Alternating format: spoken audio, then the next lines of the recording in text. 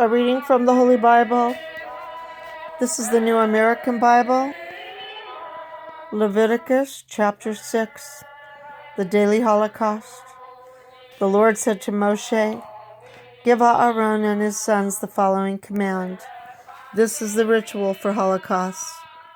The Holocaust is to remain on the hearth of the altar all night until the next morning, and the fire is to be kept burning on the altar. The priest, clothed in his linen robe and wearing linen drawers on his body, shall take away the ashes to which the fire has reduced the Holocaust on the altar and lay them on the side of the altar. Then, having taken off these garments and put on other garments, he shall carry the ashes to a clean place outside the camp. The fire on the altar is to be kept burning. It must not go out. Every morning the priest shall put firewood on it. On this he shall lay out the Holocaust and burn the fat of the peace offerings. The fire is to be kept burning continuously on the altar. It must not go out." Daily cereal offering. This is the ritual of the cereal offering.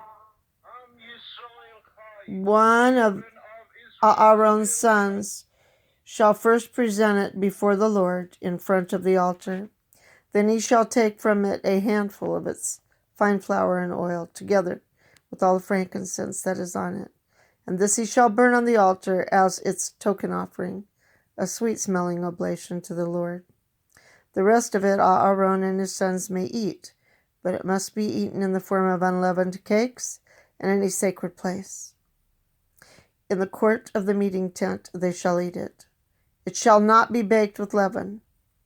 I have given it to them as their portion from the oblations of the Lord. It is most sacred, like the sin offering and the guilt offering.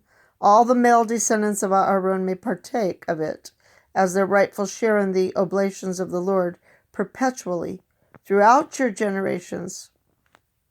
Whatever touches the oblations becomes sacred. The Lord said to Moshe, "This is the offering that Aaron and his sons shall present to the Lord on the day he is anointed. 1/10 of an ephah of fine flour for the established cereal offering, half in the morning and half in the evening. It shall be well kneaded and fried in oil on a griddle when you bring it in. Having broken the offering into pieces, you shall present it as a sweet-smelling oblation to the Lord.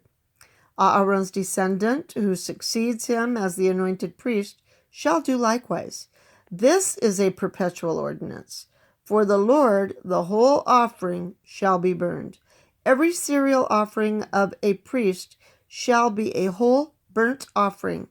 It may not be eaten." Sin offerings. The Lord said to Moshe, "Tell Aaron and his sons, this is the ritual for sin offerings. At the place where holocausts are slaughtered, there also before the Lord shall the sin offering be slaughtered. It is most sacred. The priest who presents the sin offering may partake of it, but it must be eaten in a sacred place, in the court of the meeting tent. Whatever touches its flesh shall become sacred. If any of its blood is spilled on a garment, the stained part must be washed in a sacred place. A clay vessel in which it has been cooked shall thereafter be broken. If it is cooked in a bronze vessel, this shall be scoured afterward and rinsed with water. All the males of the priestly line may partake of the sin offering, since it is most sacred, but no one may partake of any sin offering of which some blood has been brought into the meeting tent to make atonement in the sanctuary. Such an offering must be burned up in the fire.